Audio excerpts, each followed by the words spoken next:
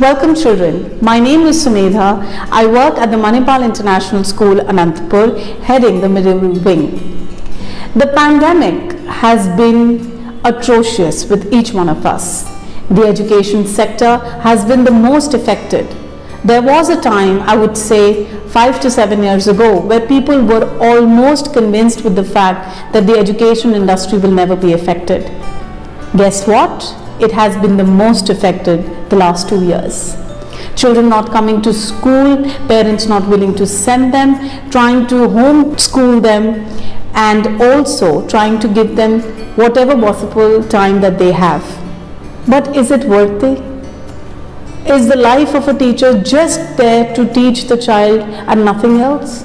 We as educators are developing a human brain, a human mind to actually accomplish whatever difficulties he will be facing in the future.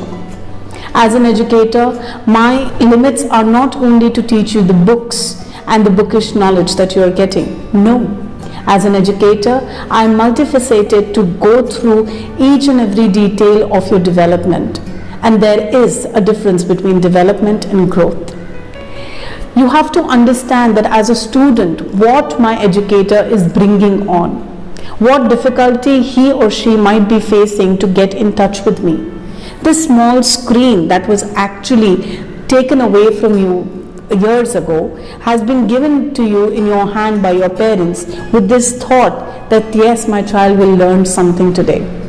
Yes, my child will understand the new normal and get into the routine of a timetable that is being set by the school. Whether it's any language that you study, whether it's an application subject that you're doing, it is important to get it received from the educator in the best possible way. Yes, the pandemic has put a lot of distance between the educator and the learner. There's no doubt in that. I agree to the fact that people are not willing to sit across the screen and learn and take education. But this is the best medium that we can get in touch with you. I will take back you to the time when your parents were snatching away your phones and taking away your tablets and things. But today they are actually offering you the best possible. So respect that. You have to respect your parents' effort who are buying you the best possible digital gadgets so that you can learn. You can even go and Google a subject or a topic. Can you not? You can, right? But do you enjoy reading or searching through a search engine, or do you enjoy your teacher's verdict about a concept? Why is the teacher playing an important and a vital role in your life? You know why? Because the concept will never be a concept so generally taken until it is taught beautifully. That is why we respect our Guru. The Guru Shishya Katha that happens in India very predominantly is why? Because the Shishya, the student, is taking all the information that is being given by the Guru through any medium. Ancient times, the Guru was taking the Shishya to the jungle and teaching. That was the education. When we see our time, the Guru was coming into your class and teaching. And that was the respect he was getting. He enters the class and everybody is there to give respect and wish him good morning and start off with the class. When now we see that the situation has changed world over, everybody has got into this online medium of learning. Yes, this is the only option that we have right now. But are we respecting the Guru?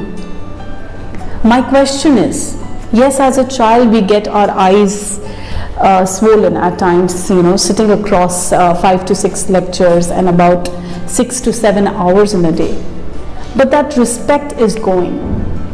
My question is, when we are sitting in front of the screen, are we actually opening a notebook and writing down what the teacher is telling? Are we actually going back to the textbook and understanding? Are we doing our role as a student? It is difficult for both ends. It is difficult for the parent, the child, as well as the teacher. But it is a triangle. And all the ends have to meet each other, then only it will be a wholesome education. Today I understand that the level of learning has steeped down a little. Yes, it has. How will I make a little tiny tot of 2 to 3 years sit in front of the screen for a very long time? There is when the role of a parent comes, so that he just monitors that little child. What is he learning across the screen? It is the role of both the child, the parent at one end and the teachers at one end to give them that much interesting lectures or that much interesting knowledge that they sit next to the screen and finish off. It is not easy, believe you me, it is not an easy task.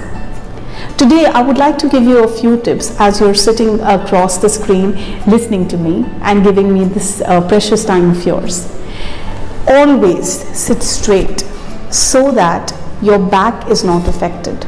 Slouching, sitting like this will always hamper your body, your physical growth. Always keep a notebook and a pencil ready to write down the running notes. When we used to go to college, our lecturer used to just keep on speaking. We used to write down those important points. Today the time has come round a circle once again doing the same thing. Respect your teacher. Nowadays you cannot move out of the class physically and the teacher will stop you. What happens? You will turn off your video and then exit, telling that, ma'am, there's a network issue. No. Ask for permission. This is just a virtual class for some time. It will not stay for a long time. No day will be the same. No event will be the same. Everything changes, and change is what we have to get used to. So, my children, I would just like to tell you, respect yourself as a student, respect your parents who are giving you this opportunity to continue your learning.